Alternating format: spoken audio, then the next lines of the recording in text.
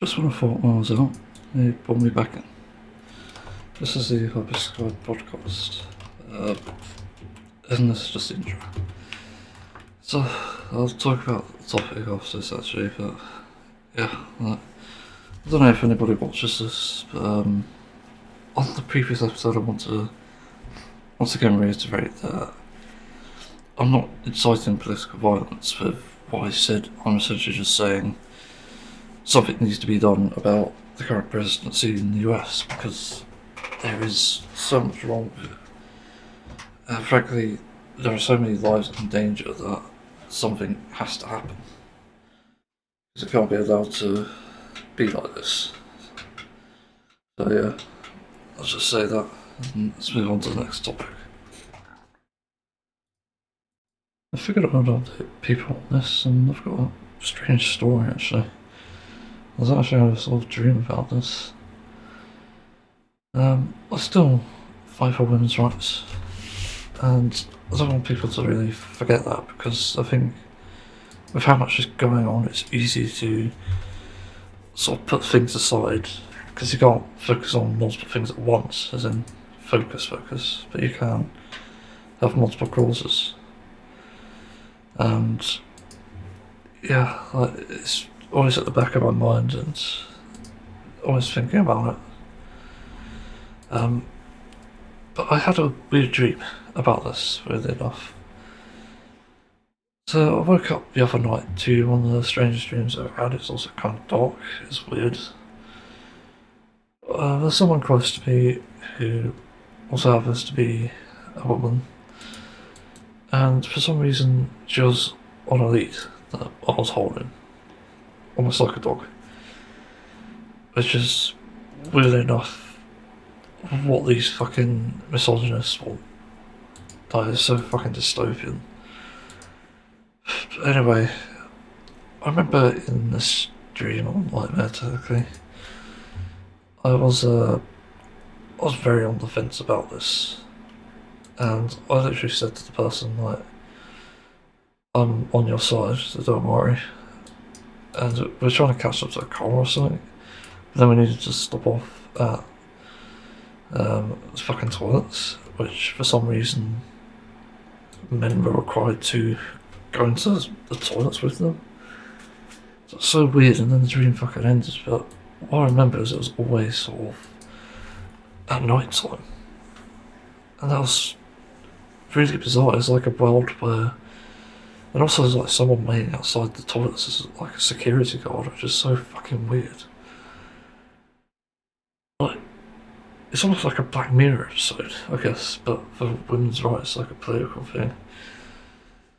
But it's showing like the fucking horrible reality that it could become.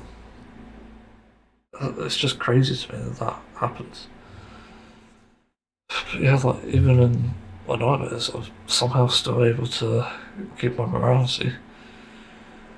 And yeah, also for some reason there's even the going to the toilet bit where I actually looked away. Actually respected the person close to me.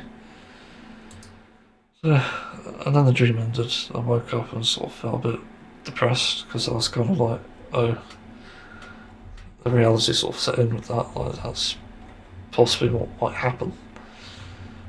So it's really fucking scary. Yeah. I never really used to be a feminist. I don't know if I even count as one. That's a weird sort of question, I guess. But I never used to be. That's mainly because I just wasn't really that interested in these sort of topics. But at this point, it's important to address it because we literally need to make sure no oppression happens ever again. So that's why I said before, like, prepare for the worst and be prepared to like basically give up some things, some luxuries, but also prepare for ways to find loopholes. Like you need to be ready for this sort of thing. That's a scary reality as well. I'm not sure if I talked about the don't know how to word this. There's a woman on stage during the United Kingdom March, and the footage got out finally. But she was talking about how she was groomed at 11 years old, which is fucking horrific in itself. And then she mentioned that it's not by an immigrant, it's by middle-aged white men. And as you can expect, possibly it's not even really surprising that it actually happens. Yeah, these people dragged off stage for saying that. It's fucking crazy, and again, it sort of matches with the nightmare I was having. Yeah, they want all control, and that's the fucking dystopian reality of it. And then I say something like the thing in the nightmare did actually happen. I'll still do everything I can to prevent something like that, even in my own sort of circles. I just wouldn't agree with it. I know he's going to be on a fucking leash in my vicinity, proximity, or whatever you call it. So yeah, that's pretty scary. Try to think of a topic to balance this out, so more positive. Yeah, I just want to remind people that I'm still a feminist, technically speaking. So let's move on to the next topic. So I managed to think of a fun topic to talk about, sort of. There's a bit of dystopia in it, I guess, but it's not too bad, I don't think, compared to the other things that are happening right now. Dead End Paranormal Park. This was a show I watched merely with hesitation because it just didn't look good. It just didn't seem like the sort of thing I'd like, because again, these types of animations are a bit kind of, look a bit like it's designed for 3-year-olds, and it wasn't anything like that, fortunately. I watched it. I watched the first 2 seasons. I don't know if there's a third, but it's basically it's sort of trying to wrap up in the end of the latest season that I saw anyway. This was like 2 or 3 years ago. Probably 3 years ago, actually. It's a show that I kind of miss because the fuck is it noise? I don't know what the noise was.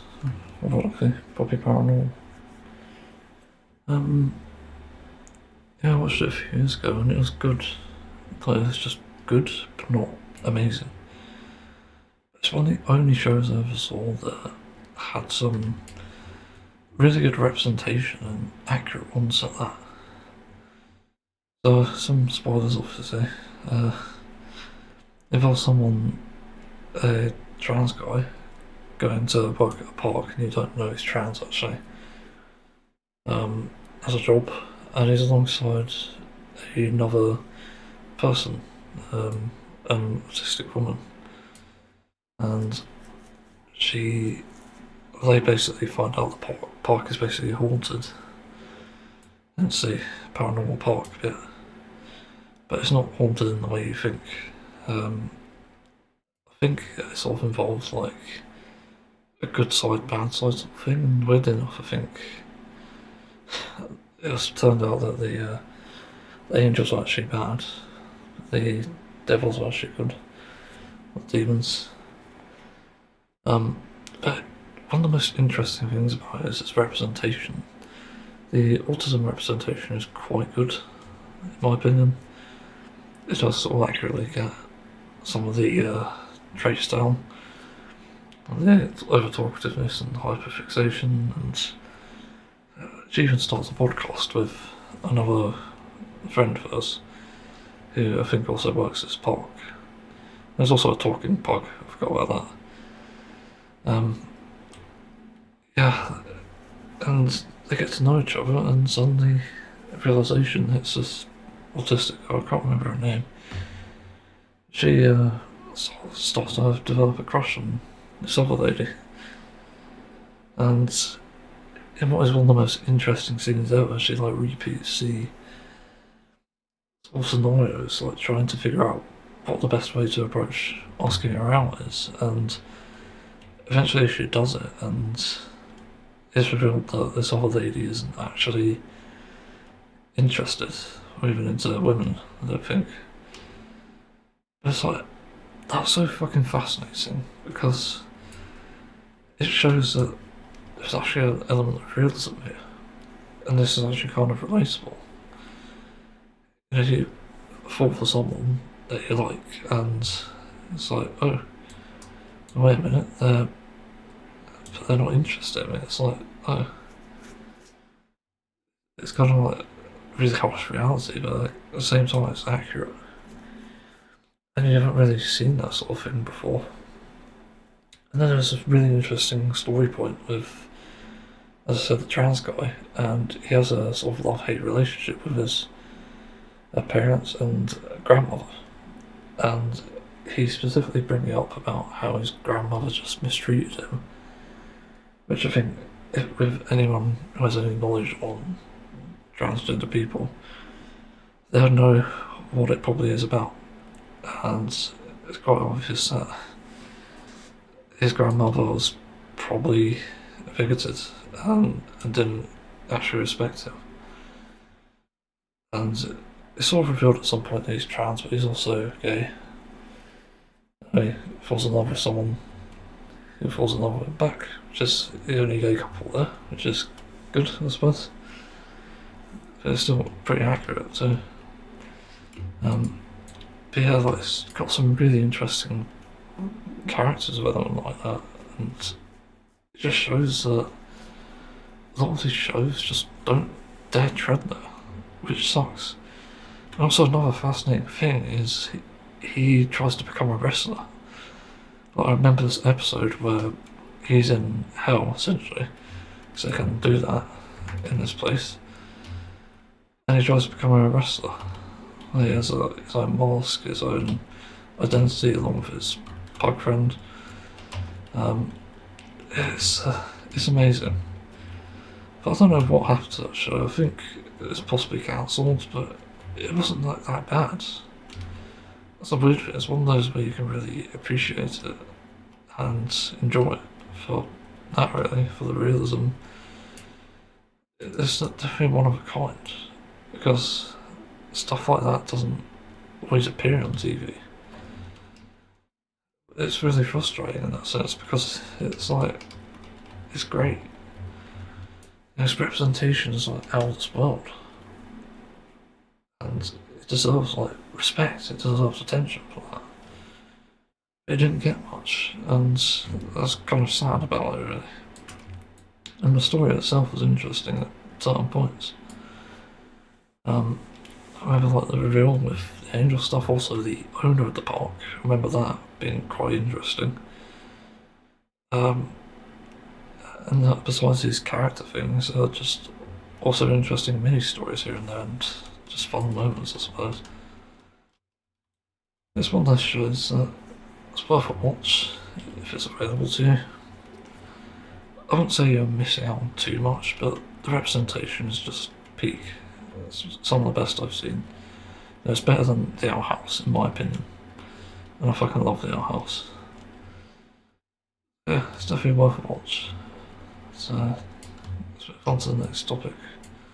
Maybe more TV, I don't know. How much of a One Piece fan am I, in reality?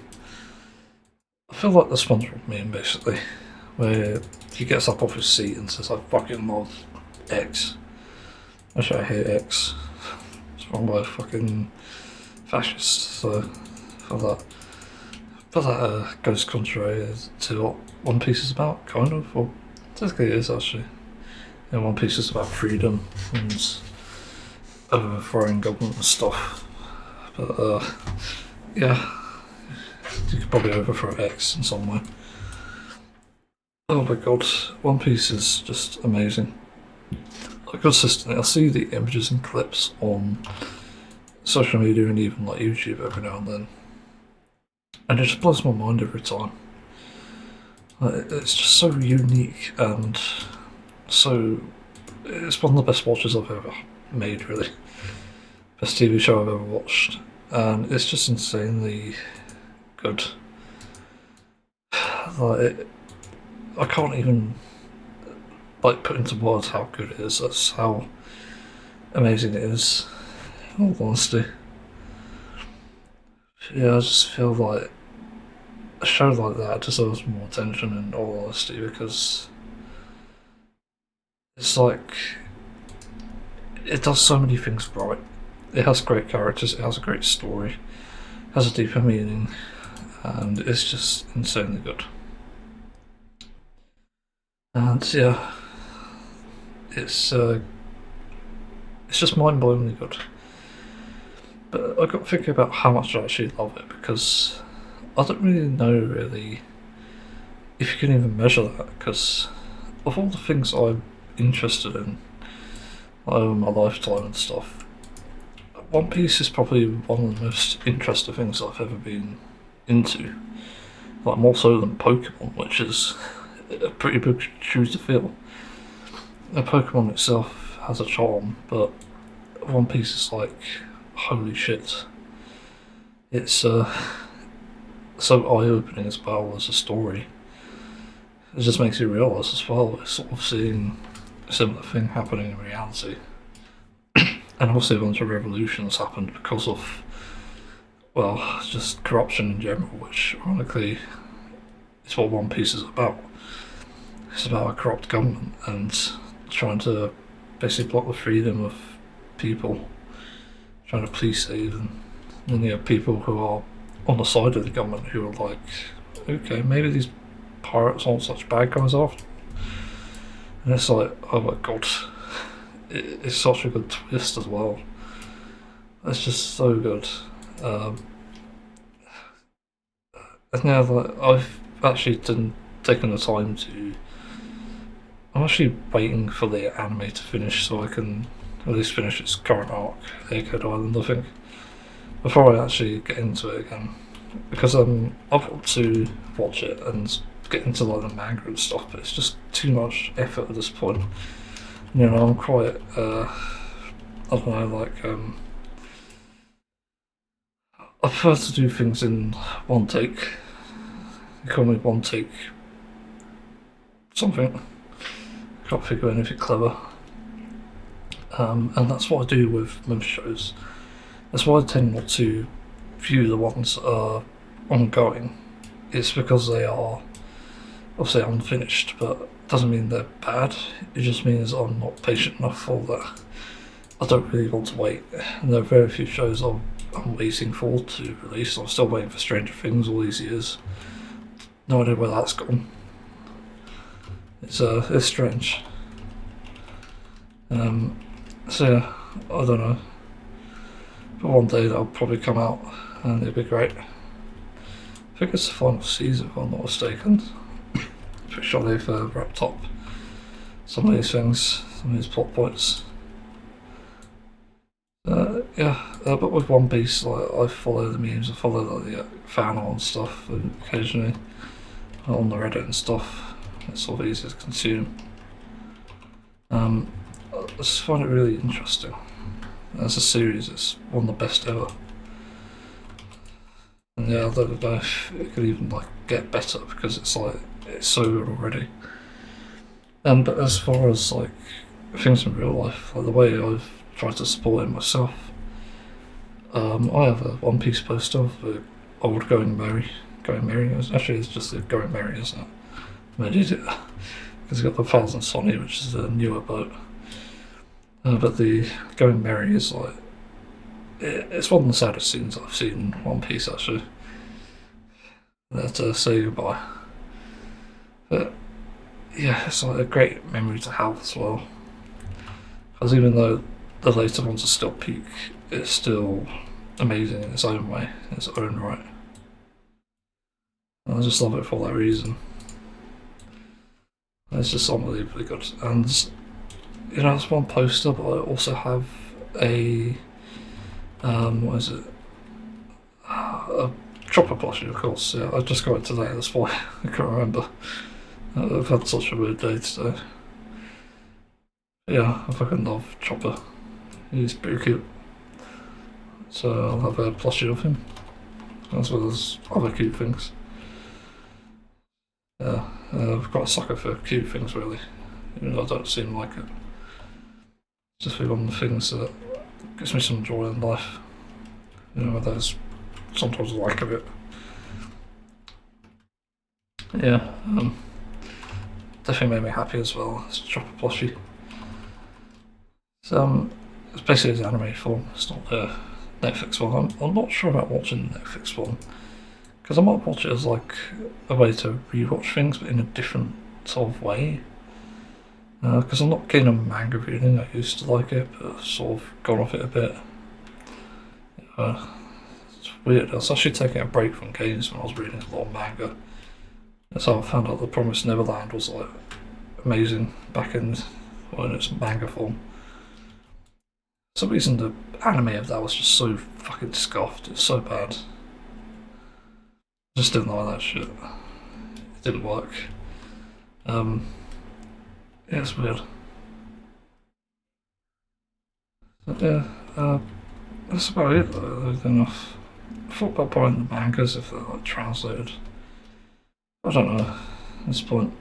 Because I do like it, but if I'll ditch out money to get the fucking mangas and probably never read it because I still have to read other stuff. I don't know. I would get it for like a nuclear survival thing. That's it. Just remind people like how great writing is.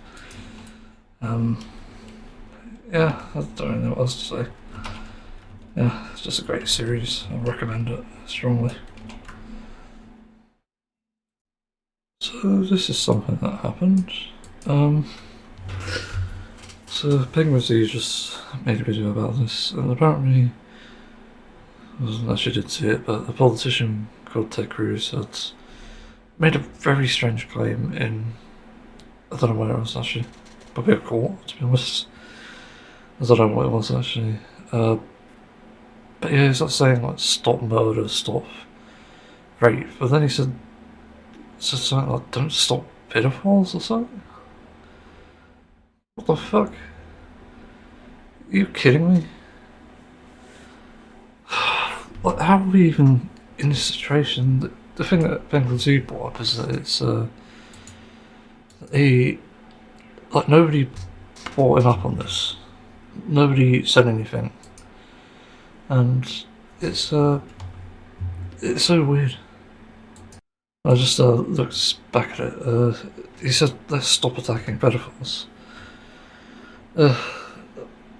So it's very strange, and I take issue with everything here. Actually, even Penguin Z. It's like the thing with violence in general. It isn't a very good teacher for any situation. And when you confront people on the terms of violence, they don't have an obligation to essentially like bow down to you, even like stop doing what they're doing. Like, but also knowing what I know about psychology and stuff, and how various like sexual preferences are inherent to you. There's situations where you cannot actually attack pedophiles. So there's a grain of truth to it, but only a grain. What I think people mean to say is they want to attack the basically predators and sex offenders. But nobody's actually saying that, and that means that everything is lost in translation, and so we don't actually see a scenario where you're actually attacking, like for critiquing technically, sexual predators.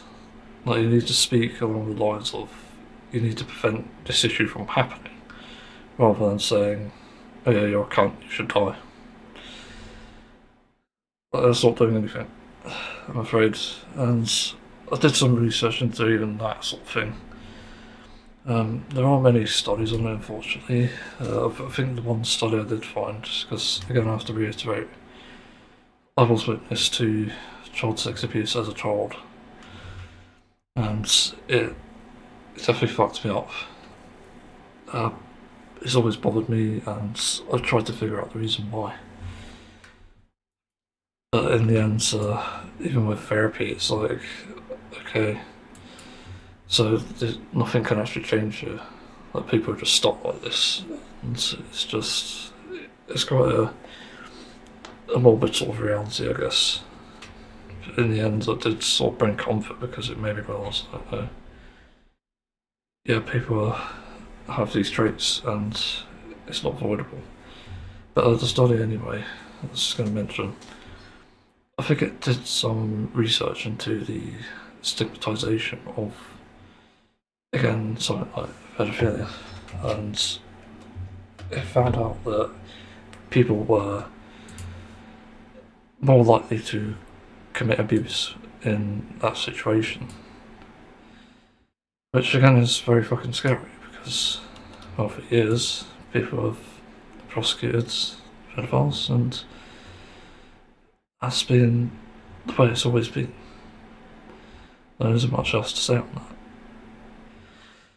But one of the things I do realise is maybe the fact that we're doing this still is the reason it's still happening.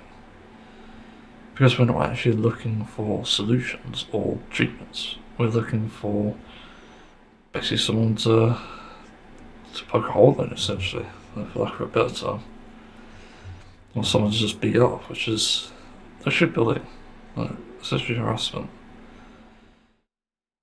And it's never really acceptable in this day and age, and with all our knowledge, all our resources, like, it's just bad. And I'm just quite tired of this, really. Like, when I see this shit, it's like, God, what do you even fucking know? You're looking at this at face value and you're not actually saying anything factual. Again, you're just looking for someone to fucking beat up. I'm not saying that any sort of abusers here are the victim, but there is a difference between an abuser and a non-abuser. And that's very much backed up by, again, the science. Look it up. It's out there. I've seen a great video on this by a medical student who was studying psychology and basically explained how this impacts people, and it's quite informative about that. But over time I've forgotten bits of it, obviously, as it just happens, really. It seems to be getting forgetful these days, I don't know why. I'm only 28. It is a very interesting video, and I recommend people check that out. I wish I could remember the name. It'll probably come up. And yeah, like, it also reminds me of like this entire trend of was it minor attracted people, like where that came from, apps basically. And that came from the fact that there's so much stigma that people want to be disassociated from the word. I remember asking one of the people there, like, why the fuck are you doing this? Like, you're still just paedophiles. And they said, like, well, that's the problem. We want to disassociate from that. So it definitely gave me a lot to think about. Because it's like, okay, there must be a difference there. And there actually is. An attraction is not an action. It definitely can become one. Which is where really the term paedophile comes up. But the situation does annoy me a bit because on one hand it is terrible to say something like this. It's not informative. Like, he just made a very bold claim and essentially didn't reiterate, didn't correct himself, didn't even explain where that could have solved so many problems. There's so much controversy, and now I don't know what's going to happen. I don't really care what happens to a politician at this point. That everything's fucked. But something will happen, I think, and for good reasons, I guess.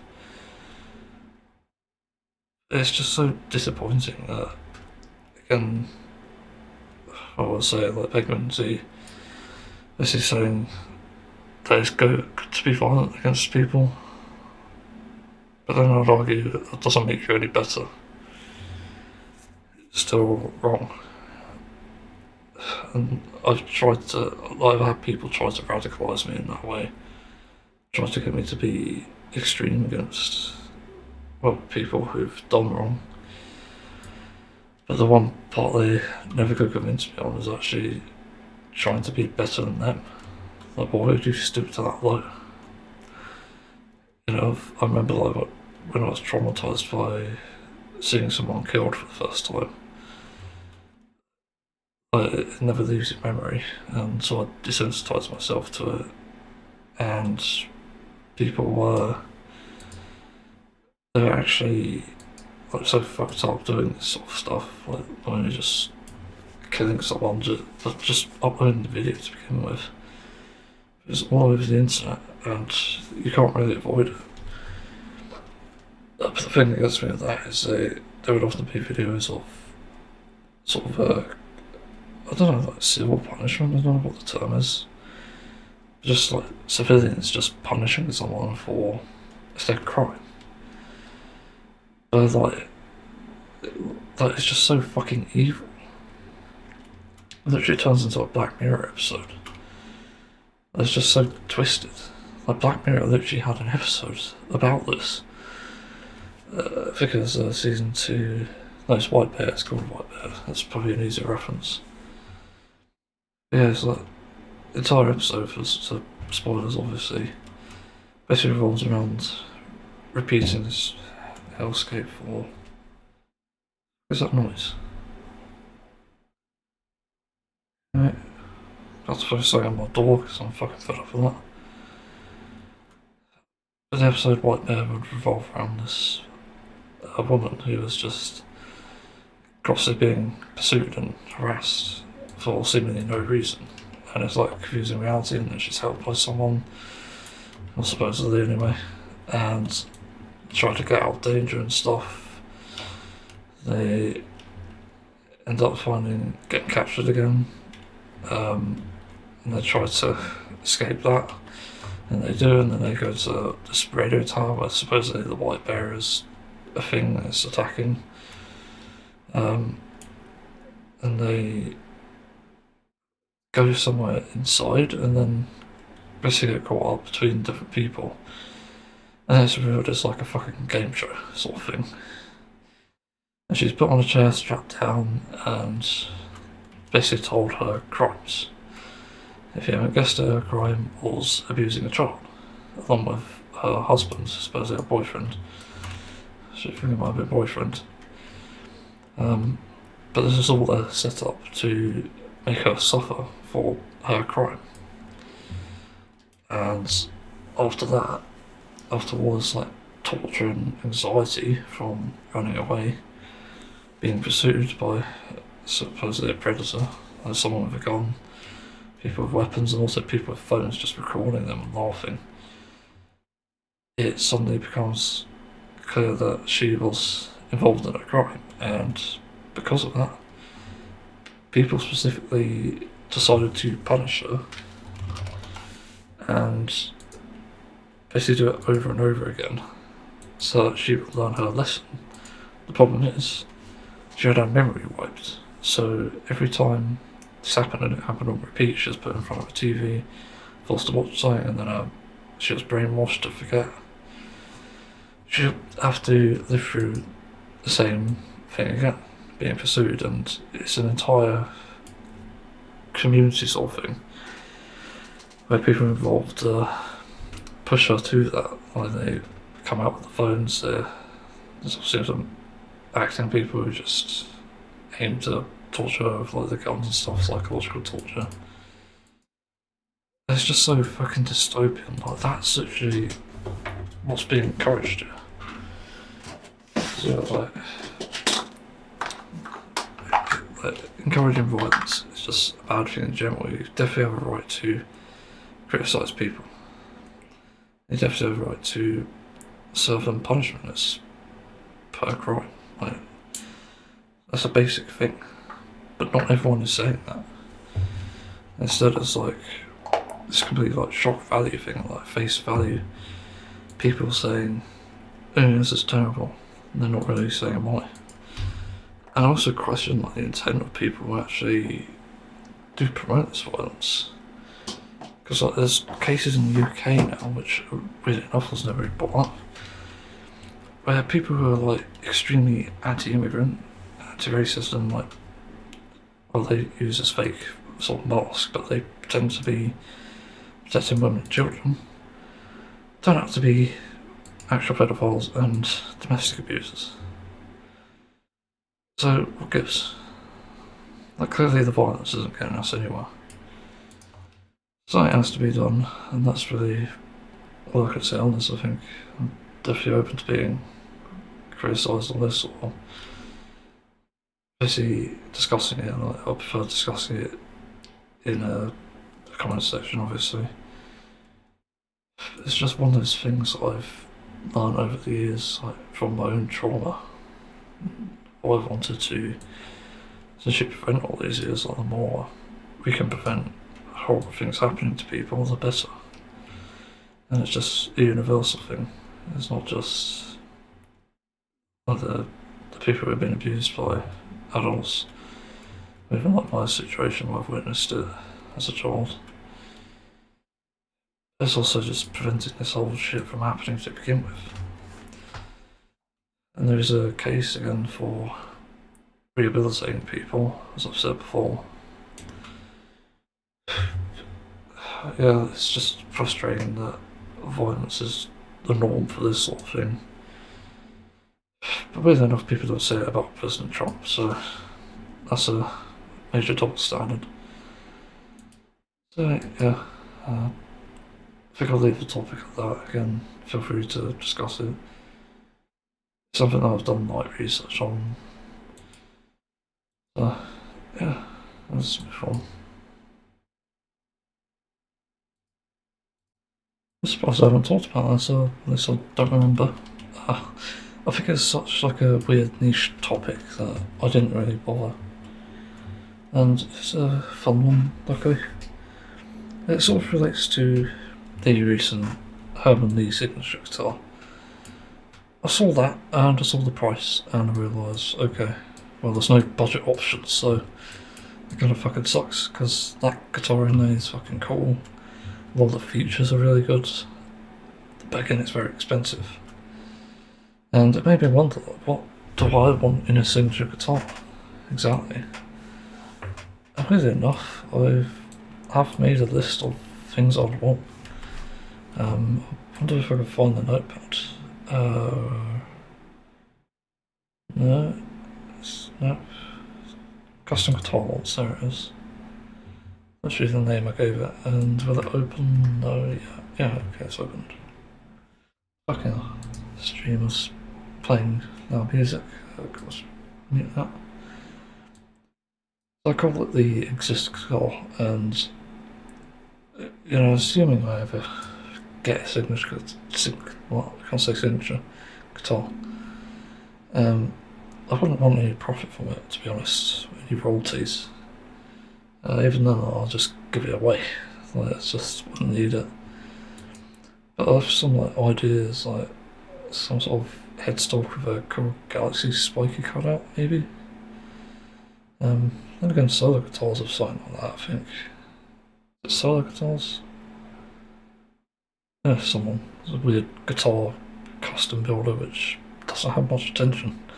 It's very weird. They make really nice looking guitars, but they don't have much media attention at all.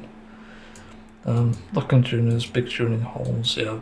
Pet peeve of mine is actually when I do higher gauge strings, the tuner holes don't really accommodate that, which is very bizarre, because it means that it's a tighter fit.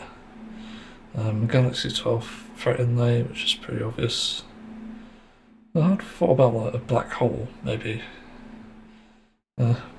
Multi-scale silver jumper frets, even fretboard, bottleneck for cheaper models, but it's 10 for normal. Got those like inlays, and also some cool body shapes like an Explorer.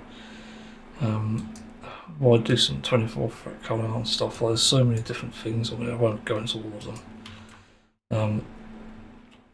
It's just such an interesting concept, because it's like, I haven't really considered this before.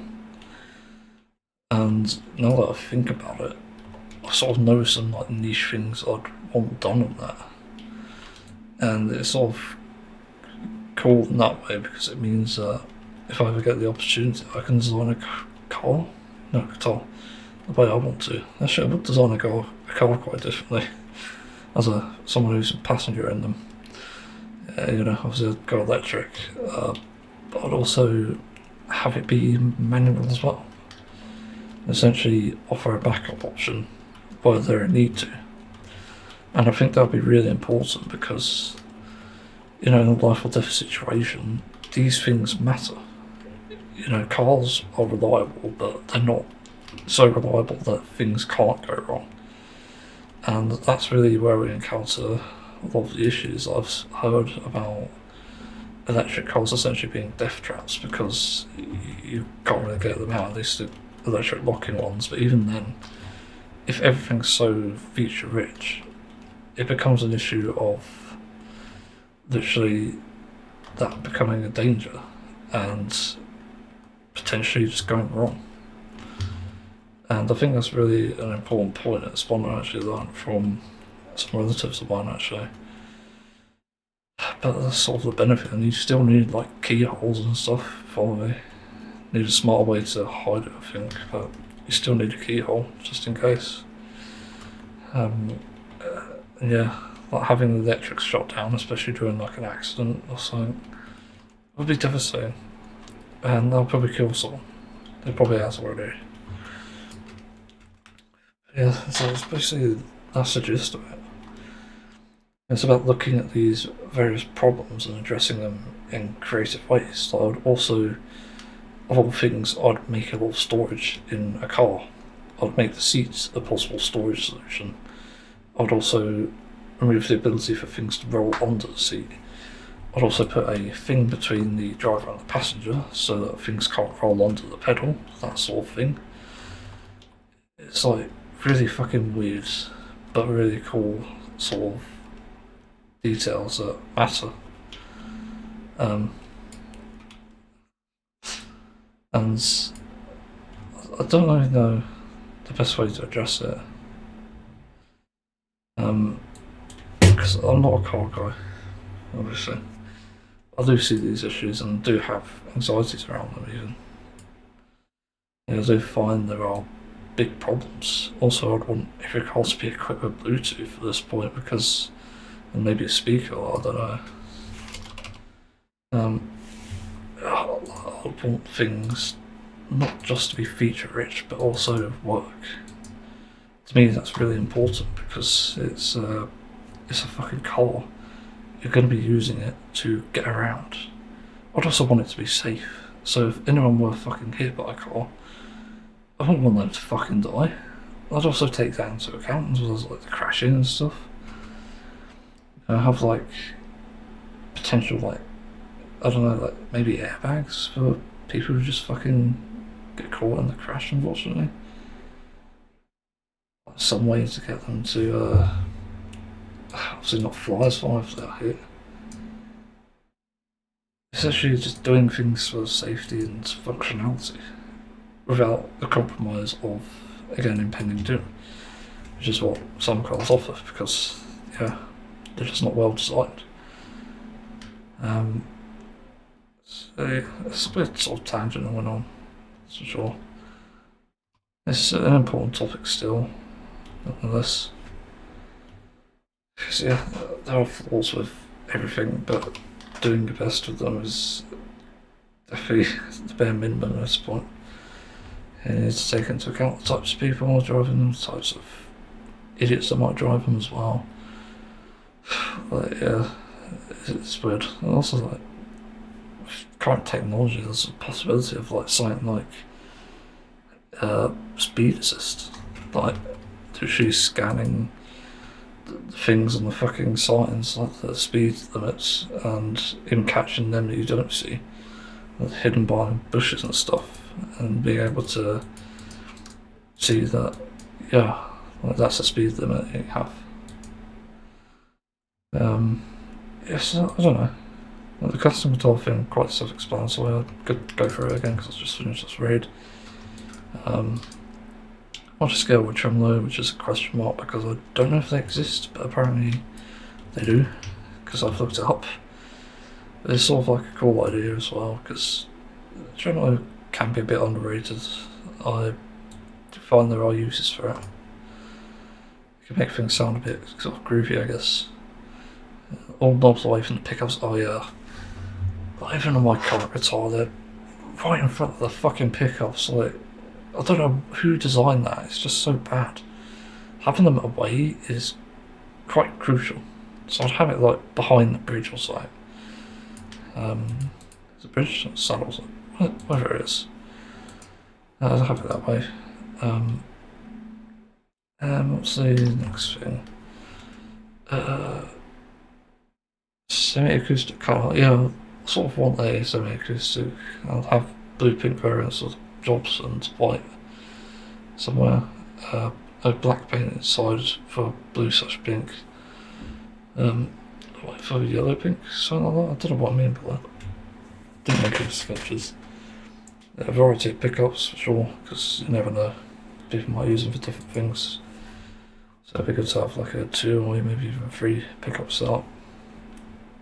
Curved arm top, standard. To say this is an Explorer shape, because I fucking love the Explorer guitars.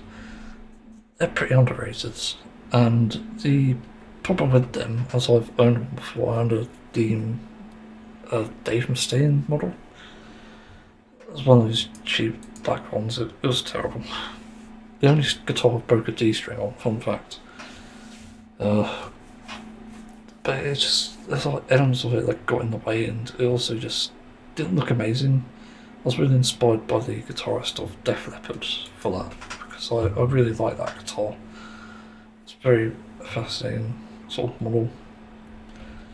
It just it looks good. I'd like some way to make it compact without compromising on that look.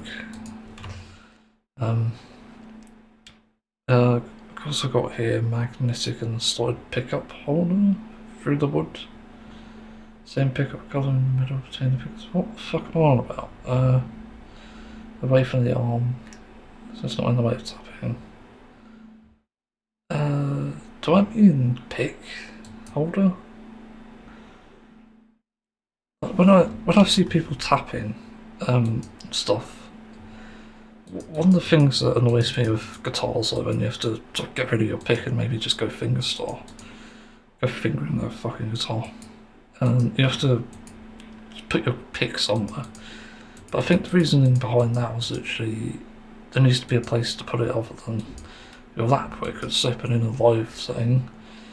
You'll probably not be able to put that anywhere. That's pretty much impossible.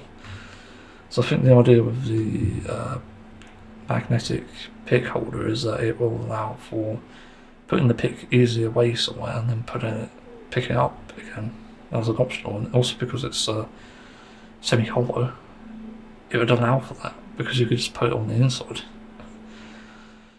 So it's sort of a neat little feature. It's probably really cheap as well. I'd also have like adjustable action for strings. Some might prefer low, some might prefer tight. Others might fly, as you said that. An out of the way jack, so somewhere behind the guitar is what works for me anyway.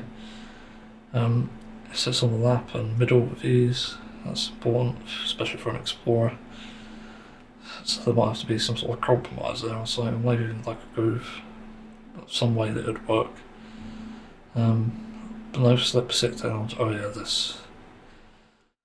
The idea with that is one of my big pet peeves with guitar in general is when I used to wear jeans. I don't really wear them now. I wear chinos. They're pretty good. When I used to wear them and certain other clothes, the guitars would always fucking slip, and myself with a belly as well. It's just not a good match. It just means I can't rest the guitar up against myself unless I'm standing or have a strap. But I did tend to put it so that the my shirt was around the cutout bit that sticks out, and it did work for to an extent. and it was still annoying to do because even though I didn't care if it stretched my shirt, it would have been good actually. It just wasn't comfortable and it didn't always work. It wasn't very reliable. So I wanted some sort of option to have it be padded or some way that you can adjust it to make it not slip, or maybe even like ridges or something. So just sort of behind it, so underneath the top wood, something like that. It'd probably help a lot. So I wanted to not slip. And then I've got the finishers like Buckeye Bell tops. I'd thought it is Buckeye Bell, yeah. Let's go mix it with Poplar Bell. Whilst I love Poplar Bell, Buckeye Bell is like the most fucking insane top wood there is. And you know, there's also a really insane fretwood, I can't remember what it's called. It's like the opposite of Makassar ebony but for maple. It's like a black and maple on it, it's really cool. But the Buckeye Bell wood would make a really good fucking space themed sort of guitar. So it's underrated. It'd make a great galaxy sort of thing, and I think with the finishes I've got as well, like the colours, like pink blue finish and yellow pink red, it look amazing. And then I've considered like gold hardware, I'll say fake gold, but for the pink and blue, but black for the other. It's sort of like really colourful. Because as much as playing guitars are cool, they're probably not the same as owning an art piece. Because I like to have both really. That's what my guitars represent really, is like they're art pieces as well as instruments. It's like a 2-in-1 sort of thing. Trying to think what's the other thing. Do this out here. A gloss finish, yeah, that's pretty standard. Ebony fingerboard for blue and pink. Quite obviously because the other bits are bright, so maybe black hardware might be better, I don't know. It's one of those things where it's more that you decide at the time. But I think it could be like a style to it as well. I'd thought about maybe adding like stars to it or something like on the fretboard or something. I think that'd be really interesting. There's like neat ways you can make it detailed and stuff. What's the other thing? Anything about maple for yellow and pink, yeah. I've actually liked that design for a while. I made a guitar on Divine Art. Just made a mock-up image because I made this fan fiction which involved learning instruments, which is kind of cheesy but kind of cool. But I made like an 8-string Explorer with the whole sunset theme, but the fretboard was maple, and it worked really well. And it actually sort of blended in properly, and that's sort of why I decided on that rather than an ebony fretboard. I'd also offer affordable versions, so I've got like white and a little black one, actual wood. Many big fretboards. I don't know. That's like all I've got there. And it's a 7-string as well, I forgot to mention that. I don't really do 7 strings, as much as I'd like the other an 8-string. It's not always compatible with a guitar holder, and that's one of the big problems with guitar holders anyway. 8 strings don't seem to fit. I've actually never owned one. It's actually a 6-string bass I used to own, which is basically the same as an 8-string radius. It just never worked. Never fit on a normal one, so it had to be like a different type. A 7-string still works, I think. So yeah, it's like my dream guitar. A sort of dream car as well. So maybe that's interesting. Not sure what else I could add. You know what's fucking crazy? The global Summud Floatilla has been intercepted, I can't remember. Oh yeah, I did say it, I think. Yeah, I think that's what I said last time, so not that, but I wanted to explain to, obviously, the pros, well, idiots, like why this is a big deal.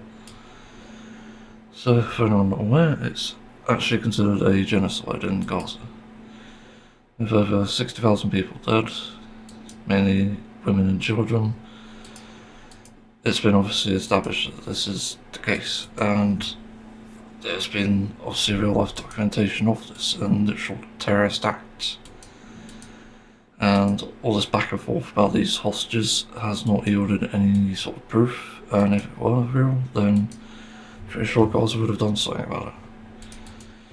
But this caused people to obviously protest and want change in the world, not just for Palestine but Israel as well, because obviously they're corrupt and something needs to be done. And then they realised that humanitarian aid wasn't reaching Gaza, so people decided to take it into their own hands. Apparently there've been vessels before and they've been intercepted, but this time some, I wouldn't say celebrities, but they are reasonably well-known people like Greta Thunberg and Arda, I think his name is that, sorry if I got that wrong. Both of their boats have been intercepted actually as of now, but they were organising the global Summud Floatilla and were pretty much the biggest voices on board.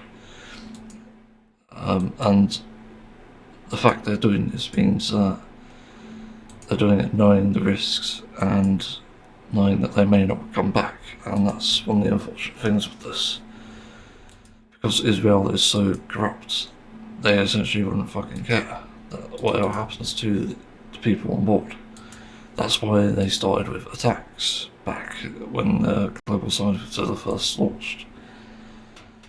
And that was just simply because, again, they have this back and forth, Israel and Gaza, thinking it was all about Hamas, about what Hamas did. But they don't fucking give a shit, because clearly it isn't about that anymore. They just wanted to kill innocent people for seemingly no reason, and it's just fucking disgusting.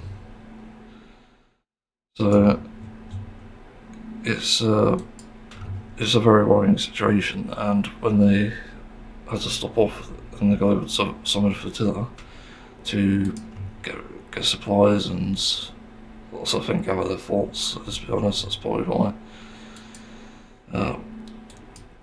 That gave them time to prepare, but I think as they've journeyed now and demanded attention and intervention for that matter, because currently the government's not doing anything. It's gotten more difficult, and as it currently stands, everything that's just happened recently, the global Summud Floatilla is basically on a stop, with obviously people being kidnapped now. But I wanted to put in my 2 cents with this, because they're delivering humanitarian aid to a obviously war zone, because this is what Israel considers it, unfortunately, but it is still a war zone regardless.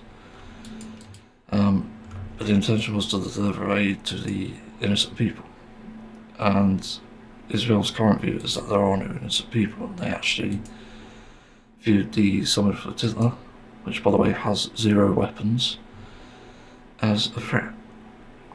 So that shows you a lot about what they actually think of people and how they actually think of them.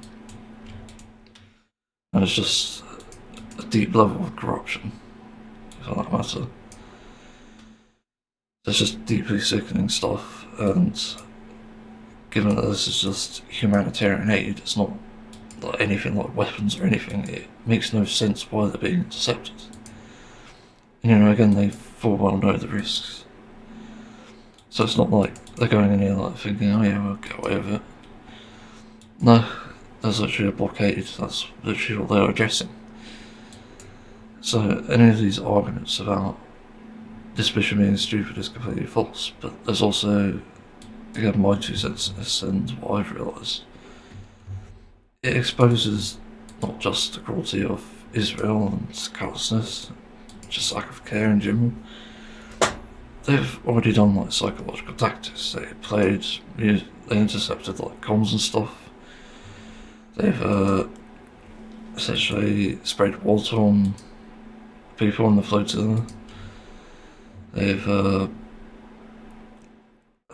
ran boats apparently, that's another one I just heard recently. But they're basically doing these psychological terrorist attacks, and it's all in an attempt to essentially get them to surrender, to dissuade.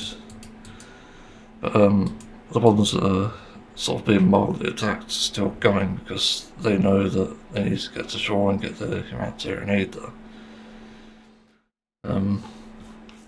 But here's the thing, again, my 2 cents, I should have mentioned I wasn't talking about that. It means bad things for Israel no matter what. Because if they just let them go through simply with a rite of passage, with absolute certainty that nothing was going to happen to them, then nothing would have happened. And honestly, Israel, even though they don't deserve the respect, they would have had a little bit. Because that would be an objectively good thing to do. But they didn't do that. Instead, like the complete terrorists they are, and complete idiots, they decided to attack in this way. They've kidnapped people, potentially hijacked and maybe even destroyed the boats. Like, it's absolutely absurd, and this has all been live streamed, by the way, so it's not like they've gotten away with anything if something did happen. It's all on camera, and they've even recorded themselves arresting Greta. So it's just completely batshit insane. Yeah, like, everybody knew the risks, and I don't think they'll be surprised the fact that they're probably now kidnapped and arrested for seemingly no reason. They haven't actually broken any laws. So it just goes to show, and also I just remember that Palestine is its own state now, so technically they're actually breaking the law by being in Palestine, so they've already just violated many laws, and they are just already natural war criminals anyway. But yeah, that's the situation.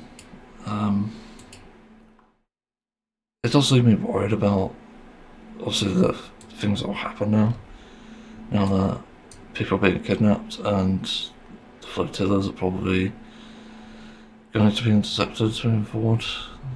Again, all these resources could have just gone to waste, and that's worrying. That's why we've been asking governments to do something instead, and that's why the activists are using their popularity to get the attention of governments. So that's the very bizarre situation we're in at the moment. And then I was naive a few years ago, thinking, we'd never have a modern disaster or war. That I think after Afghanistan and stuff, I didn't think anything would happen, even though I wasn't very knowledgeable on it, but I was still worried about it either way. Something did happen. Russia started provoking Ukraine, and sort of thing in Gaza was always happening, but it wasn't on this big of a scale. Yeah, it's awful. Yeah, and that's the other thing with the flotilla, I just remembered now. There's weirdly enough the Guardian that reporting on it. It shows vessel and flotilla bound for Gaza. What the hell's that title? But it shows that nobody is reporting on this in the media, and they're so biased towards Israel that they're willing to ignore the fucking thousands of deaths of innocent women and children. Which is just sickening. It's completely fucking gross. It's just, I don't know what to say, it's just corrupt. It just shows something inherently wrong with not just world, but media in general. And people within often has proven it again and again. It shows that society is often completely ahead of everyone else, and it definitely is in the form of like progressive stuff, but still, they're still ahead of everyone else. And that actually means these people are on the right side of history. When they're obviously doing things like protests in Palestine and demanding that countries stop supplying arms to obviously Israel and Russia, of all people, some of countries even. It shows that they're more knowledgeable, and this is why governments tend not to be very trustworthy. And this is why people are currently in a lot of the comment sections all over the world for different sources. They're saying it's time for a world revolution. And I couldn't agree more. I think it's very necessary at this point. I'm not sure if it's afraid to become held at high water, but people will get what they want. And that's just one of the sad realities. And you do have to fight for peace, unfortunately. So something I had to come to terms with. And unfortunately, like, bigots won't understand that. Which is really frustrating because there is no world in which peace can be achieved by just handing out flowers.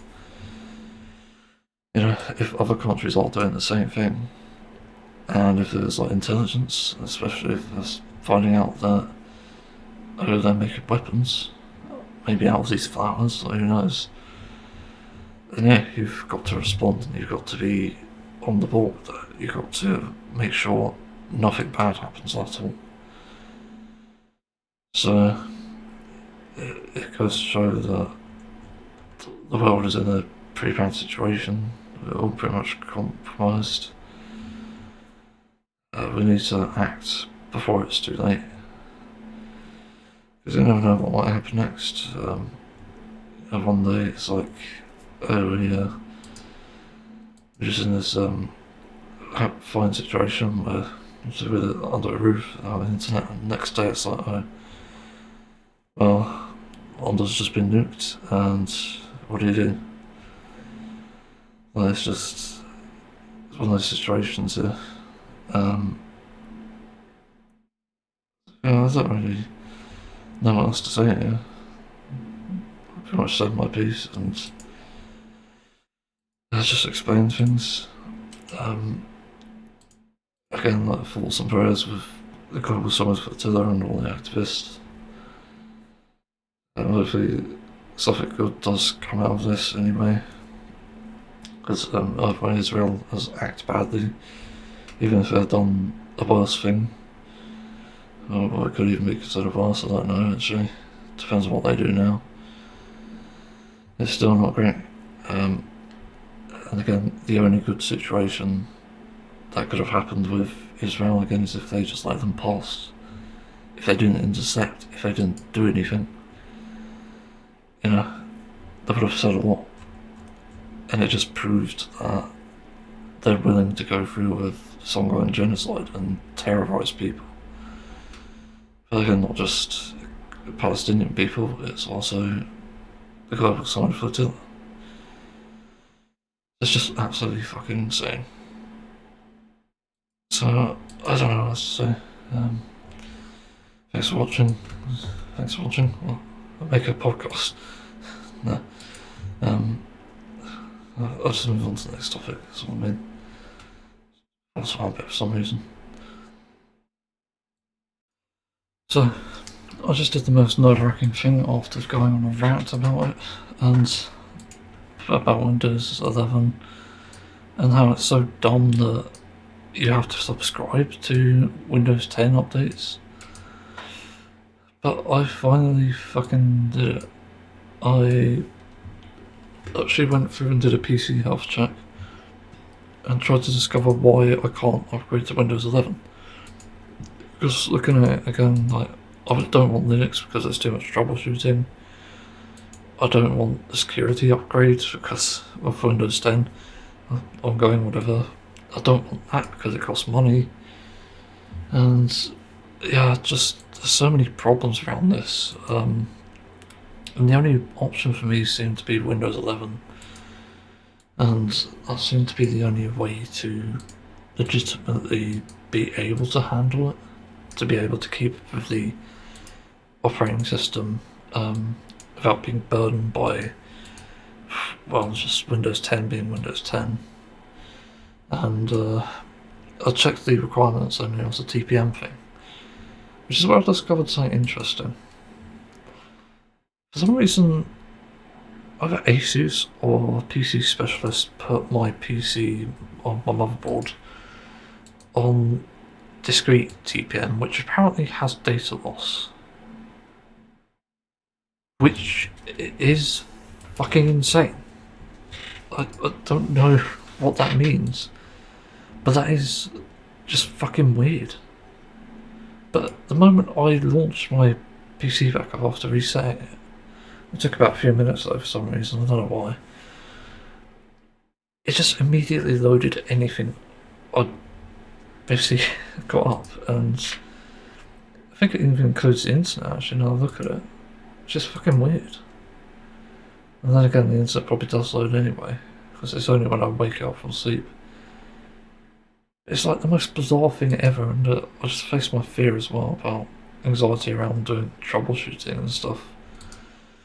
I don't feel satisfied, honestly, because I can never be satisfied with this, and also it's a matter of time before something else breaks, as it usually happens. But I've just noticed, like, some small improvements here and there, and it's really interesting. But I didn't really expect that. I was quite surprised. The fact that even if without a hitch, and the one requirement was the TPM, as I said, it needed to be a firmware TPM, which for some reason Asus motherboards are different. For some stupid fucking reason. Not sure why that is. Okay, just a random other TPM line, I don't know why that they did that. It's fucking absurd. I don't know why. Like, I'm still scratching my head about this shit. It's so dumb. Just why? Anyway, I managed it. Firmware TPM, and that's it. That's all it took. And I'm very surprised that my PC survived. Which is rare, because it never usually does when I edit stuff like this. I'm always scared about touching the motherboard, like, just as an example. It took me 10 minutes to do that, because I was anxious. The first tutorial I saw didn't use an Asus motherboard, so I couldn't actually reliably know where to look, and I did find the setting myself. As in, I forgot, I think it was advanced, because the security settings weren't, they were there, but they didn't have the TPM option. You can also look this up as like a cross-reference. Yeah, and I didn't see any of the settings that I mentioned in these settings here. Just weird. So I was a bit weirded out by that. Like, okay, what the fuck do I do? I looked at several tutorials to know if there was some idiot going on for 8 minutes about the different settings in the BIOS, and then finally Asus support of all fucking companies has a video on this, and it's only 1 minute and 30 seconds long. And thank fuck for that video, because it did work. You only had to set firmware TPM, but still. It didn't say how to restart your PC, because I've never actually done that, surprisingly, with the BIOS. I've never really edited it before. I've seen it, but I didn't edit it. Just go to the settings, and exit, and then save and reset, which I immediately assumed the worst, because it sounded like it reset my entire PC. Luckily not. So that was good. So yeah, it survived, but it only took 10 minutes, which I guess is like a world record for me. It's again, it's fucking scary shit. Like, I do not like editing this stuff, because it often means something goes wrong, and because of that I just get really anxious, and I'm so anxious that I've had to cancel my scheduled scheduled routine, that's it. I don't forget the world routine. I'm just going to play Final Fantasy 14 now for the rest of the day. Fuck everything else. I'll probably go for a walk if that's an opportunity for me, but even then, I just relieved that it went off without a fucking problem, because I half expected there to be. I probably need to do research on that firmware thing, because that is worrying me. Because I've always had issue with like reading data and even like copy and pasting stuff, and it's never really sort of worked properly. I've always had some sort of issue with it, which is odd. So I don't know how to deal with that, honestly. So maybe it's improved it, I don't know. Yeah, it's a relief, and hopefully I checked the PC health check again, and I just don't need to do it again. I'll check settings, because apparently it takes a while to update. PC does it currently requires, okay. I guess it does take a few hours, and what was I going to say? But basically I'm ready for Windows 11. I have to save money for it. Actually, I think I get paid around the time support ends, so I guess that's a good time to do it. I'll just get the page on, so then... Okay, so what it is. Yeah, it's showing the download now before you begin installing the system. Okay, there it is. Wait, is it just a download? It's not... Okay, it's asking me to buy it before. Before you begin, you have a Windows 10 level license, yep. What the fuck?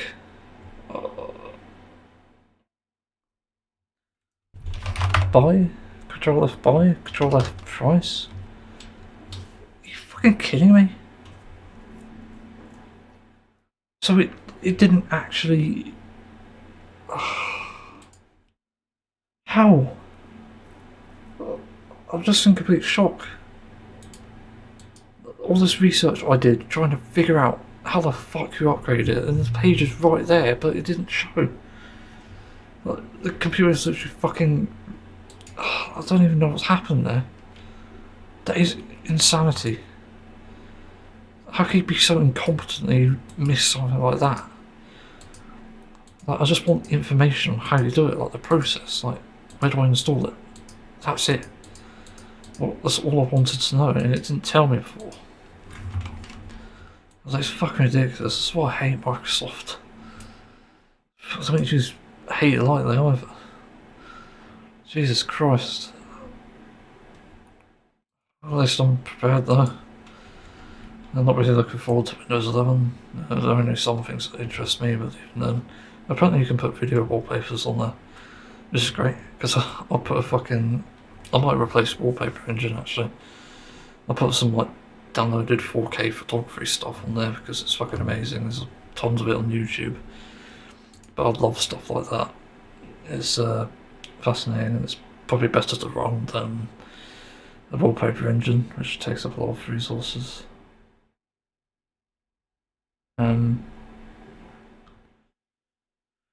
Yeah, that's the Windows saga, I guess, and how it's coming to an end for me. It's just going to Windows 11. There's not really anything else. Yeah. I'm just happy things went fine. That's the main thing here. Yeah, move on to the next topic. Which has a sudden realisation about a topic. Yeah, I'm playing Final Fantasy 14 and obviously it runs on data centers. Wait a minute. Do boobs have jiggle physics in this? I don't know. Just took my interest for some reason. I thought it jiggled. Why am I jiggling? Maybe I am the jiggler. Anyway, I think, interesting enough, the thing with data centers and stuff is these things do require resources to run, and what's kind of scary about this is the fact that it requires a lot of like environmental stuff like water for data centers and not only electricity. But then it's making me wonder, are we just waiting for the eureka moment where we don't need to do that? Because I think that's unreliable, just by nature anyway. But I think it's important to look at this because we are in a world where these resources are being limited and they're also being taken away from us by virtue of data centers and the prevalence of technology. So how the hell do we even address it? That is a genuine question. And I don't really know what it's going to take exactly. Because this does need addressing. Can't ignore it. And whilst we might have a use for AI and stuff, you know, my big bias against it actually, which is kind of stupid in its own way as well, is the fact that AI is taking up a lot of resources. And the problem with this line of thought is it doesn't mean it should be outright disappeared, that there are uses for it. It just needs to be regulated so that only specific people and companies can use it. That's not always a good thing, but it definitely needs regulation because in the current climate people lose jobs and stuff. But that's what I'm saying, there's a use for it, but it's not for the average person, let alone a big fucking corporation.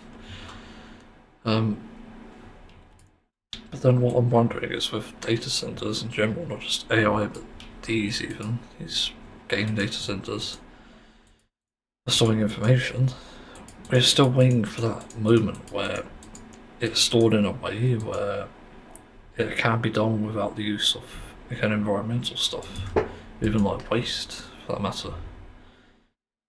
And I don't know how, when, or if this could even happen. It's hard to say, but I just hope there's a solution at some point because it's sorely needed. Because again, the prevalence of technology is only going to get worse and worse as the younger generations are coming up. And without addressing that problem, we are going to run into yet more problems. Which is scary because I can't imagine my life without tech at the moment. And that's why we need to address it. Essentially, because yeah, it will do just more problems. Worse environment problems, more climate change, all that sort of stuff. So I don't know what it's going to take. That's the thing that's bothering me about this. Now, do we have a situation where, I don't know, we could somehow transfer it to fucking... Actually, maybe not Antarctica, no, melt the fucking ice. I'm an idiot. But somewhere away from Earth, I was thinking, on the darker side of the planet. That way, the natural coolant is either the atmosphere or space itself. And that can essentially work to cool it down, but also send us the signals necessary to transfer around, as data does anyway. And also allow us easy access without these fears of just overheating the planet and overusing resources. I don't know what that would take, honestly, but it sounds like some sort of option. I'm probably overthinking, it's probably stupid, but I don't know. But I think we need to see this have a solution at some point because it's getting scarily dangerous at the moment, in all honesty. I do think there is something here to be addressed.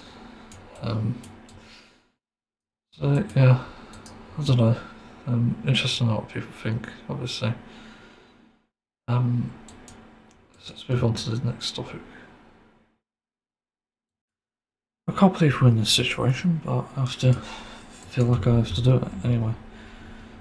Debunking apathy. Yeah, I never thought I'd hear those two words together, but somehow we're having to do that. So, as is the trend at the moment in both the UK and just various like racist and anti-immigrant people, there's a lot of fucking apathy. Like, just absurdly so. People are making it quite obvious. So much so that they're willing to defend child abuse and stuff. And it's just fucking harrowing. And it seems we're in a situation now where we have to fucking debunk that shit. debunk the very concept of apathy. You know, don't care because nothing will ever be fine. And that's just a very dangerous way of thinking, on top of foolish, as it always has been. I think, because I've not got a script first or constructed it, I think it's important to start from the bottom though. Apathy is just a lack of feelings, so just double check the definition. Apathy meaning a lack of feeling emotion. So a lack of feeling emotion, interest, or concern about something. Go on to the Wikipedia page. And they've also got a challenge level. Okay. Basically low anything. It's just apathy. And it's just weird. I don't know what the fuck this is actually. That's weird. Okay. Sure. I don't even know what that is. Okay, let's ignore that. So apathy is just, again, the lack of emotion or feelings or anything to a topic. And it's very much present today with, say, anti-immigration stuff. And I can't believe I have to do this, but why should people be empathetic instead of apathetic? And it's a really simple answer, to be honest. Because everyone is involved. Like, we're here in this together as humanity. And that's really the only reason you need to become empathetic. It's one of the things that people who are like the top earning and stuff, like, who don't literally give a shit about people, need to understand that their bottom line, the people at the very bottom, like us, in low income housing and stuff and benefits, and even some in poverty, let's be honest, some not homeless, we all have our part to play in society. And the only way you can come to essentially live together in harmony and essentially not harm people in the process is with empathy. Empathy is the opposite of apathy. So there is a emotion, there is interest, there is other things. That's really all there is to empathy, but it's also about putting yourself in someone else's situation to understand it from their point of view. And this is important for a lot of reasons too. Because it allows you to understand why you wouldn't do something to someone else. For example, not that I would, but if you were to, say, punch someone who is much bigger than you, definitely stronger, what do you think would happen? It's an honest question. For some reason we need to ask this because, again, apathy is a real problem at the moment. What do you think will happen? If your answer was nothing, you'd be fucking wrong. Let that guy fucking pound the shit out of you and you'll be in hospital. So that's the importance of empathy. And you don't know what like person's going through either. Like, you don't even know if they're going to be violent. There are some cases where he might not, and he might just be reasonable. He might be like, hey, why did you punch me? What was that for? He's just questioning it, not doing anything. And that person is probably kinder than you, obviously. He didn't throw a punch, he just asked you questions. He didn't fight back, and yeah, he just asked you questions. That person would be empathetic. That's really an example of that. But if you're not thinking through like a situation like that, nothing good will come of it. You know, always have consequences, and that's the big thing with apathy. Apathy, in summary, is just a list of consequences, whereas empathy can be a list of benefits. And the benefits go quite wide, but, you know, it varies from topic to topic. Yeah, I do think this is really important, to be honest. Just understanding why people are empathetic and obviously sort of addressing that the thing with Charlie Kirk, actually, of all things. When he says empathy is a huge problem for today's society, it's like one of the worst things that could happen, but that isn't actually the case. Because empathy would give you an understanding of other people's situations. For example, if you look at something political like what Trump is doing with healthcare by ramping up the prices, you'd see that a bunch of people are going to be put at a massive disadvantage using empathy. Put yourself in a situation of a poor household, you'll see not only are they surrounded by, again, data centers and shit, which damage their health, they're also unable to work because they've got so many health problems. They can't go to work, they get fired, the income is low still, they don't get paid for sick pay and stuff, and they don't even get a secure job. You know, if the job can't understand that, then it's even more problematic. But even worse is when they have to pay for a medical bill from being ill, they're not going to be able to afford it. So you end up having these people now on the streets, potentially. There's quite a high likelihood in Trump's ideal world. And then you're wondering, like, why there aren't people working these jobs. Well, that's fucking why. You've essentially cut these people out of the system through the method of essentially robbing them of money, robbing them of their fucking lives in some cases, because that's literally what will happen. It's a dangerous cycle, and this happens because of inflation, it happens because of greedy governments and CEOs. So that's the importance of empathy there. And eventually, if you're middle class even, that could fucking catch up to you. And it can even harm you and your families. Like, there's literally no limit to the amount of damage that can be done through this, through Trump's very beliefs and what he thinks should be done here. And it's the same as sending the military to a specific town to fucking shoot everyone. It's literally a genocide for starters, and that's bad because, again, empathy.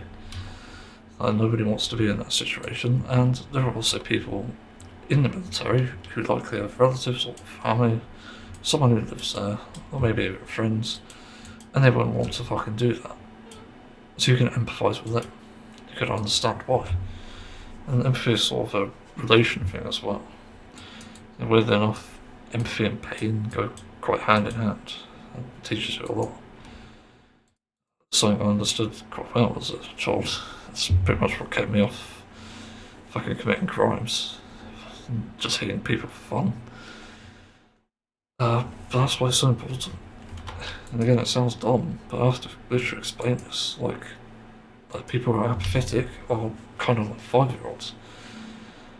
It's like, it's sort of like teaching a robot how to fucking process pain. That's literally all it is at this point. And it's just ridiculous that we're in this situation. So, that's essentially the gist of it. Empathy is very important for a lot of reasons, and apathy is quite literally the opposite. It's important to acknowledge, but it's not going to help us, it's not going to save us. And using a UK specific situation, something like, let's say, reform. So reform will essentially try to cut benefits and stop, basically disable people from getting them and force them into work. The problem comes when you realise that disabled people are very specifically being paid benefits for a reason. It's because they can't work, or they're just unable to find a job opportunity.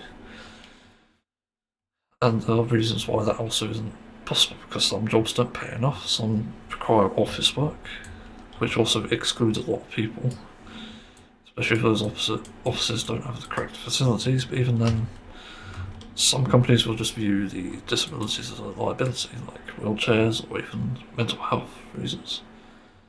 And you just say like sensory issues where you have heightened senses. Yeah, people are going to struggle with that. They're going to struggle with even office work and even hard labour. That's why it's important to empathise here. Because a vote for reform, even though it may address one thing, is a vote for apathy. And as I said, apathy has a list of consequences, but no solutions. That's why it's so dangerous. That is literally one of my biggest warnings here. Yeah, this can't be ignored. And also the other thing apathy needs to address as well is selfishness. Very commonly, people who are apathetic will prioritise selfish behaviours, and I'll address a very controversial one myself. So, with regards to someone like Trump, who's very much an apathetic twat, he wants these ideas of things basically to be exactly as he wants them, and it's nothing to do with people. And you know, as I said, like, he wants to shoot up an entire town just for riots that happened 5 years ago, which is just fucking nuts. It's absolute insanity and callousness, but also just a lack of education on top of that. It's extremely dangerous. So it's important to address the problem there. I need to fucking stop watching the stream I'm watching at the moment. So he also wants things like, he probably wants to lower the age of consent, let's be honest, because he's on the fucking Epstein files. He's obviously done something to children, so that's quite a harrowing thought. But what someone like him would do is, again, in his creed, in wanting to exploit that sort of thing, it would affect every single person. It'll include your family, it'll include friends, it includes everyone. Everyone will be affected by it, and people's childhoods would be compromised as a result. Meaning, if they go through the trauma of, again, something like sexual abuse, they'll probably come out of that one of two ways. There's potentially more, but based on what I know anyway, they'll come out of it either traumatised or another perpetrator. And that's what the evidence says. Evidence is kind of important here because it's been scientifically studied, and science will find an unbiased way to report on these, typically anyway. So that's why it's important to address this. And you might think like, okay, well, it feels good to do that sort of thing, some might say, because you're fucking weird. But does it really? I would argue there's more benefits to helping people rather than abusing them. You know, I see this with domestic violence as well. Unfortunately, people just prioritise their selfishness and try to find a way to vent their problems rather than treat them. And treating them because you can't solve the problems, it's going to be the most effective way to address it and essentially become a better person. The problem with, again, a paedophile and presidency, you can never guarantee that that's going to happen. At least in his ideal world as well. So what you want to care about in the end is the consequences, and you do have to treat the problem so there aren't any. That's what empathy does. You know it's a problem, you address it as soon as possible, as accurately as possible for that matter. So it's just, it's odd. I think I've addressed everything with apathy so far, like why you should turn to empathy as a source of caring. It doesn't make you weak, contrary to belief. In fact, most cases of empathy, in my opinion, especially autistic empathy, it's heightened empathy in autism, which is, as insane as it sounds, it does feel real all the time. I wake up from nightmares thinking, oh god, I can actually feel that happening. It just feels horrible. It's not something I wish on anyone there. Yeah, empathy is quite literally one of the most important things for daily life, and even addressing things like economy of all things. The only reason governments want you to feel like you should be apathetic and prioritise your own greed is because they're apathetic, and they have a they have like greed, basically. Yeah, they don't have to worry about a thing because they've got money and they pay people to push their ideas onto others. Which is what Trump is. He's essentially been bought out, essentially by Russia at some point.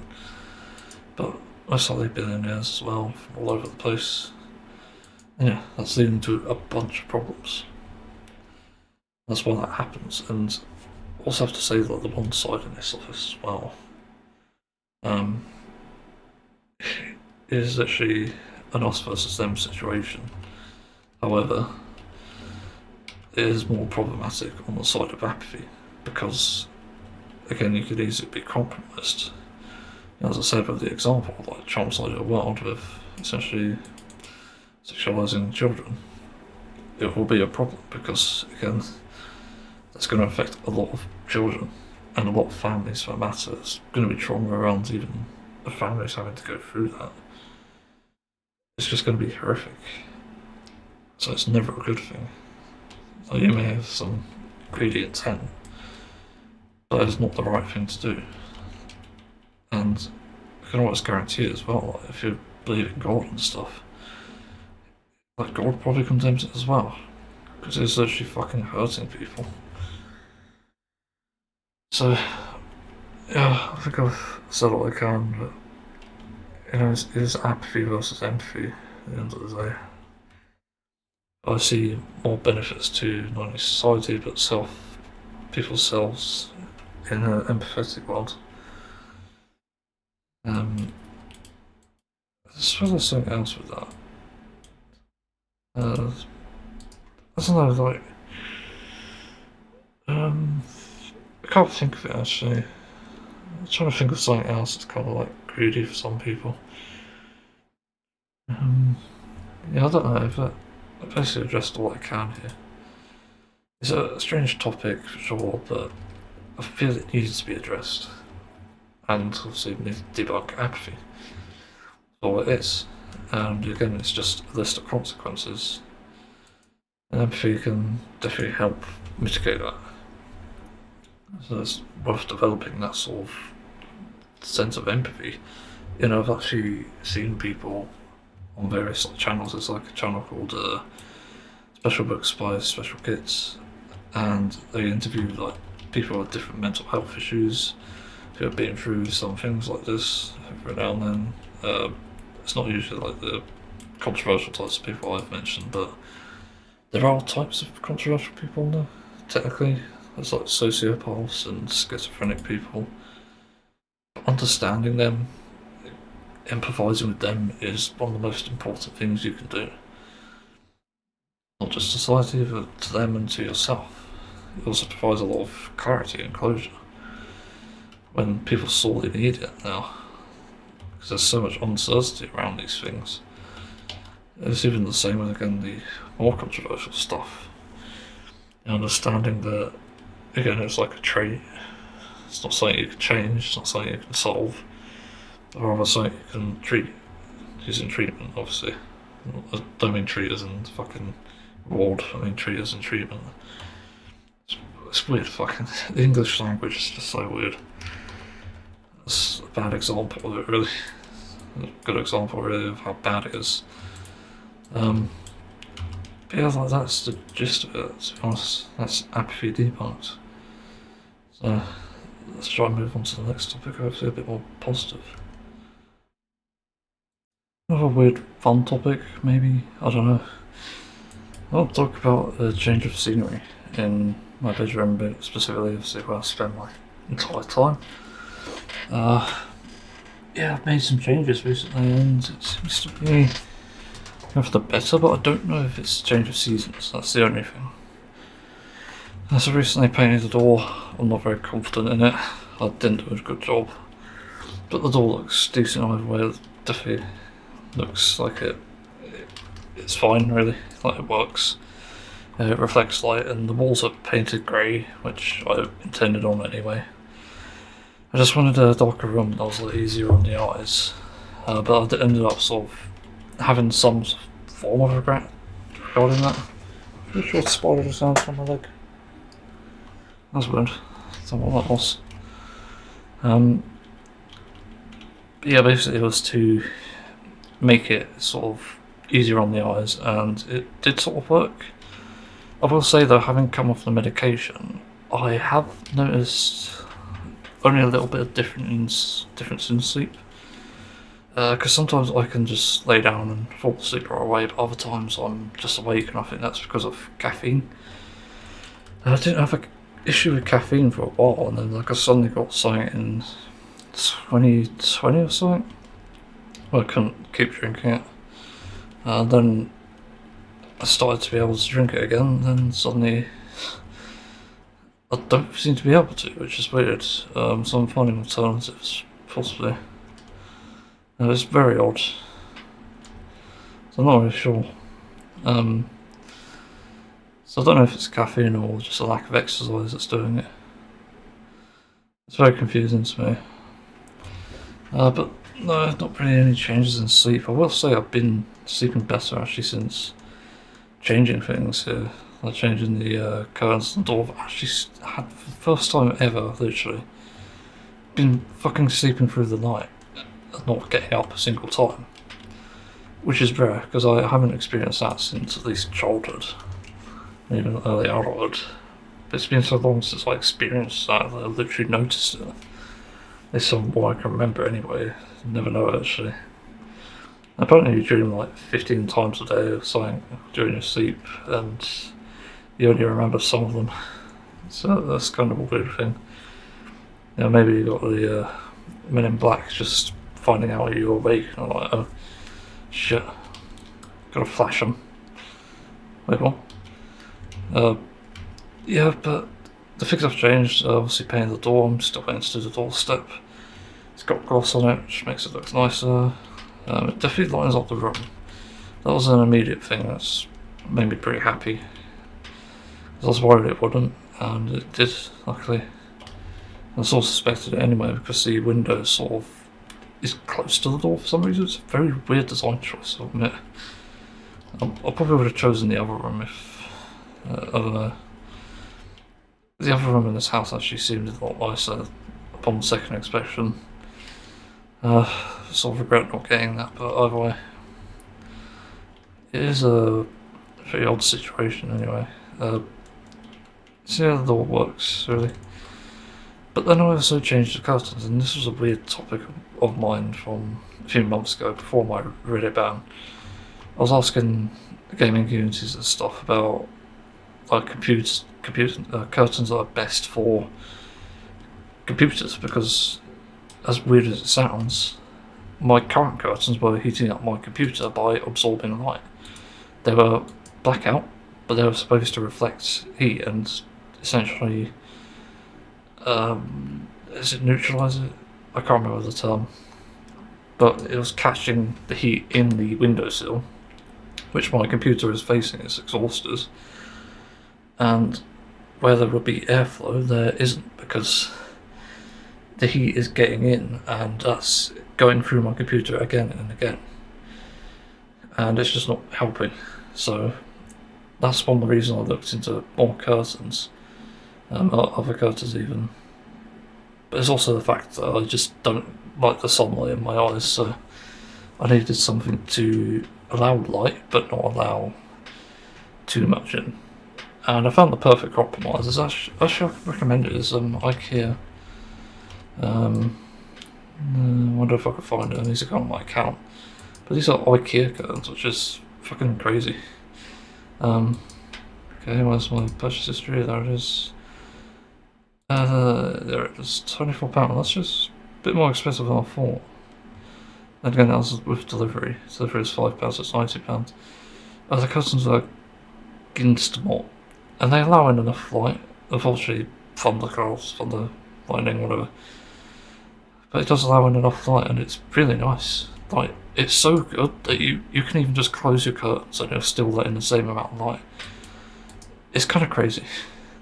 Like, it's bizarre having curtains like this, because when I was a child, I grew up with sort of light letting in curtains, what do you call it? Which is interesting. And I miss those. That's one of the other reasons I got these. Because because I miss like waking up in the morning to essentially sunlight, and also when it's like dark in the winter, it's also annoying to have to open your curtains to see if it's light outside or not with your fucking lamp on or whatever light. And with these curtains, I think I can see myself being able to determine that it's too dark outside to have them open, the curtains open. So it's really handy, and you can see when light comes in, obviously. Yeah, it's weird, it's interesting. But I do like these curtains, weirdly enough. I don't really notice any sound difference, so I'm not sure. But yeah, I just like the fucking light that comes through, it's just amazing. During the daytime, nighttime, whatever, it just works really well. Yeah, I'm trying to think what else I did. Oh yeah, also got some IKEA pot pots, and these essentially were just they're like the standard ones, like 9cm and stuff. But I got these to line up the room, not line up, but make it look nicer. And yeah, it's interesting because it does sort of help in my mood a bit. Now, I used to have like one plant in the corner, and I also have two in the bathroom, and actually two next to me. But I noticed since adding more, I've sort of improved a bit. I've read studies that say that even artificial plants can provide you like stress relief, which is weird because it's sort of like a nature thing. It's your mind saying that you're outdoors, it's okay, I guess.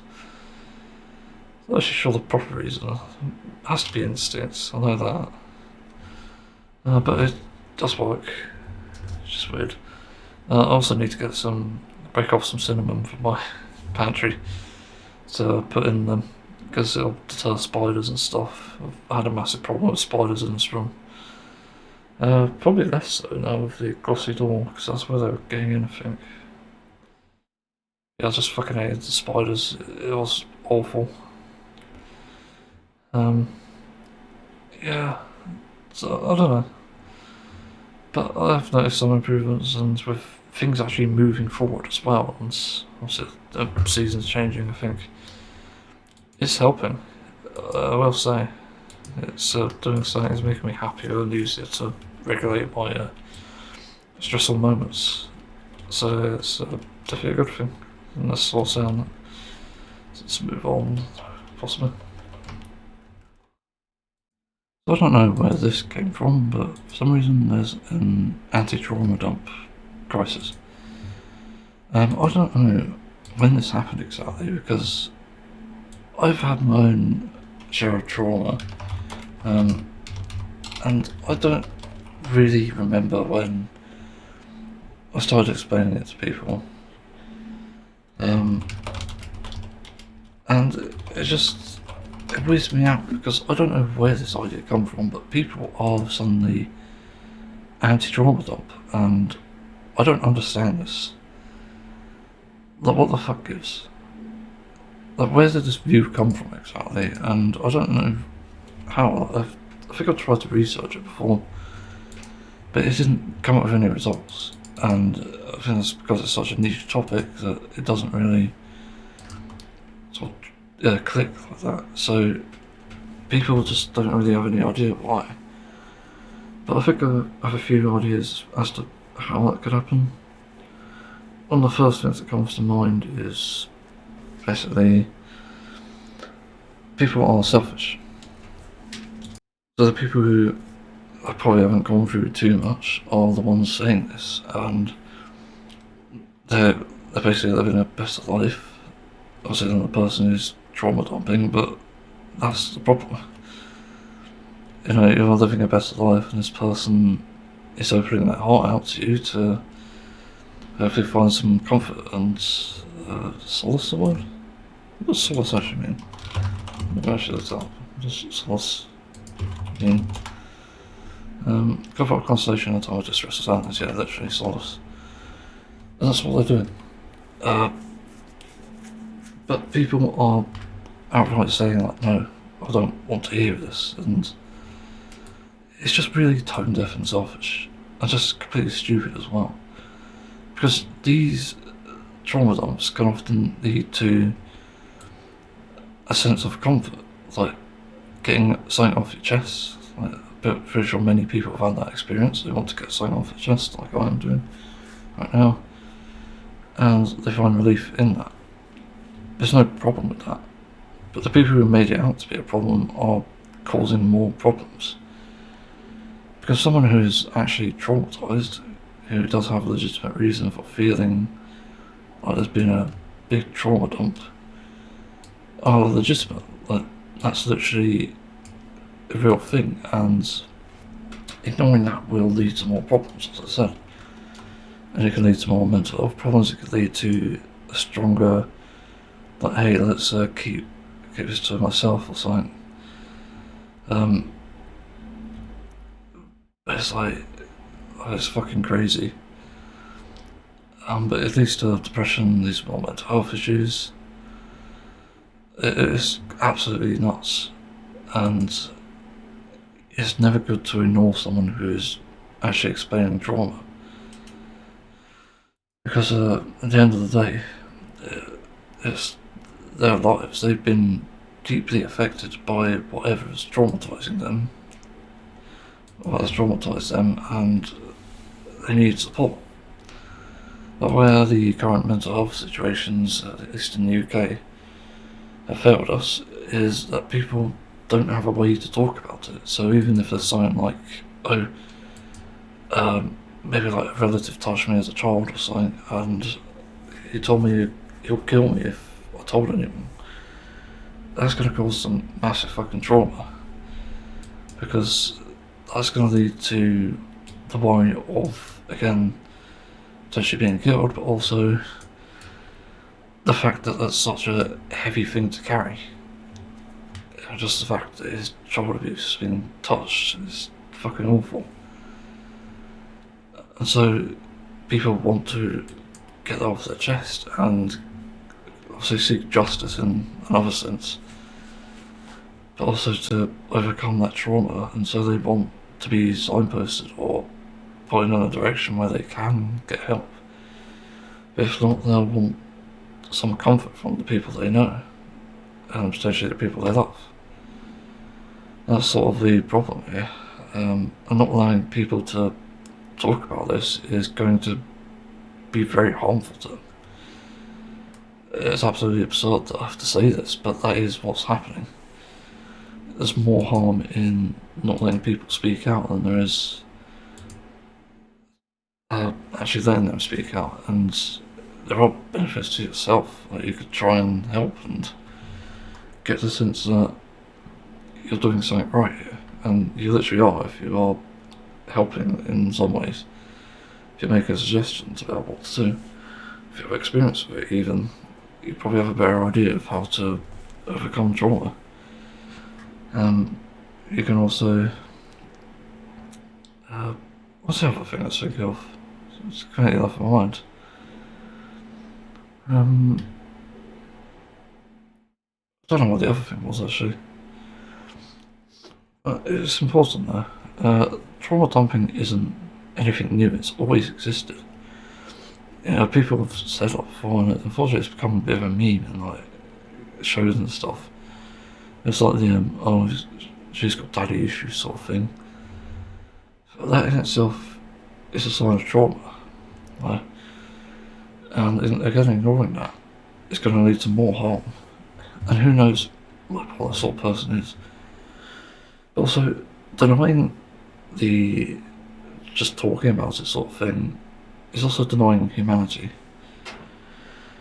Because there is a case where leaving these things intact and basically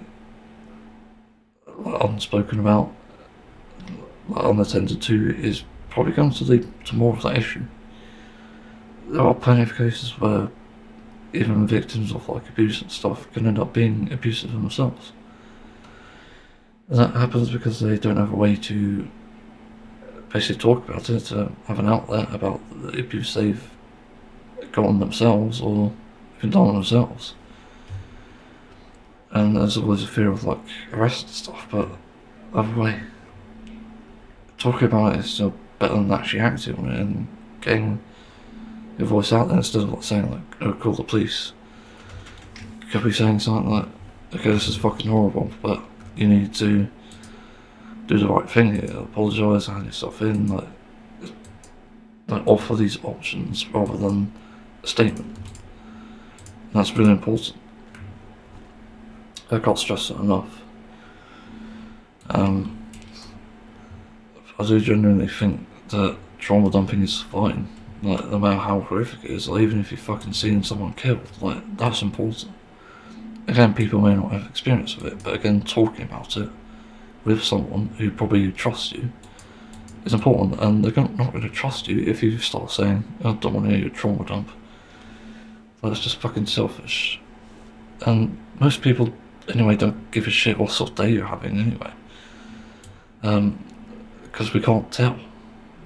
It's possible to tell from the face, but it's not always possible to tell. I think those that can't, obviously through like text and stuff, text messaging, whatever, they're not going to be able to tell that. And so they're going to want to rely on that to talk about it.